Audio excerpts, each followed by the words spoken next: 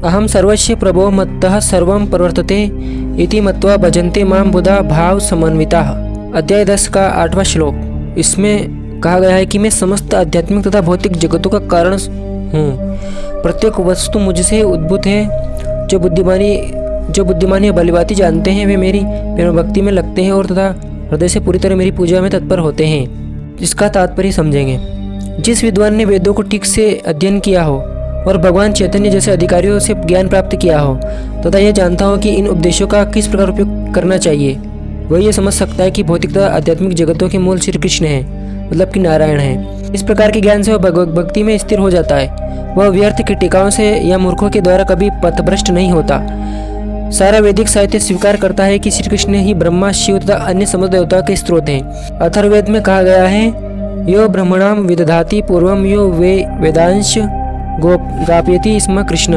प्रारंभ में कृष्ण ने ब्रह्मा को वेदों का ज्ञान प्रदान किया और उन्होंने भूतकाल में वैदिक ज्ञान का प्रचार किया।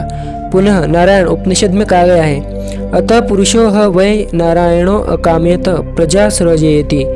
तब भगवान ने जीवों की सृष्टि करना चाहिए। उपनिषद में आगे भी कहा गया है, नारायणाद ब्रह्मा जायते नारायणाद प्रजापति प्रजापतये नारायणाद इंद्रो जायते नारायणाद अष्टो वसवो जायन्ते नारायणाद एकादश रुद्रा जायन्ते नारायणाद द्वादशादित्य। नारायण से ब्रह्मा उत्पन्न हुए, नारायण से प्रजापति उत्पन्न हुए, नारायण से इंद्र और 8 वसु उत्पन्न हुए और नारायण से ही 11 रुद्र तथा 12 आदित्य उत्पन्न हुए। यह नारायण कृष्ण के ही अंश हैं। वेदों में कहा गया है कि ब्रह्मण्यो देव की पुत्र कृष्ण ही भगवान है। तब यह कहा गया, एको वै नारायण आसीन्न ब्रह्मा न ईशानो नापो नाग्निसमो नेमे ध्यावा पृथ्वी न नक्षत्राणि न सूर्य। सृष्टि के प्रारंभ में केवल भगवान नारायण थे, न ब्रह्मा थे, न शिव थे, न अग्नि थी, न चंद्रमा, न नक्षत्र और न सूर्य। महा उपनिषद में यह भी कहा गया है कि शिवजी परमेश्वर के मस्तक से उत्पन्न हुए। अतः वेदों का कहना है कि ब्रह्मा तथा शिव के श्रेष्ठ भगवान की पूजा करनी चाहिए। मोक्ष धर्म में कृष्ण कहते हैं, प्रजापतिम च रुद्रम चाप्यहमेव सृजामि वै तो ही माम न विजानितो मम माया विमोहितो। मैंने प्रजापतियों को, शिव तथा अन्यों को उत्पन्न किया है, किंतु वे मेरी माया से मोहित होने के कारण यह नहीं जानते कि मैंने ही उन्हें उत्पन्न किया है। वराह पुराण में भी कहा गया है, वराह पुराण में कहा गया है, नारायण परो देवा तस्मा चतुर्मुख तस्माद रुद्रो अभदेव सच सर्वज्ञताम गत। नारायण भगवान हैं जिनसे ब्रह्मा उत्पन्न हुए हैं और फिर ब्रह्मा से शिव उत्पन्न हुए हैं। भगवान कृष्ण समस्त उत्पत्तियों के स्रोत हैं और वे सर्वकारण कहलाते हैं।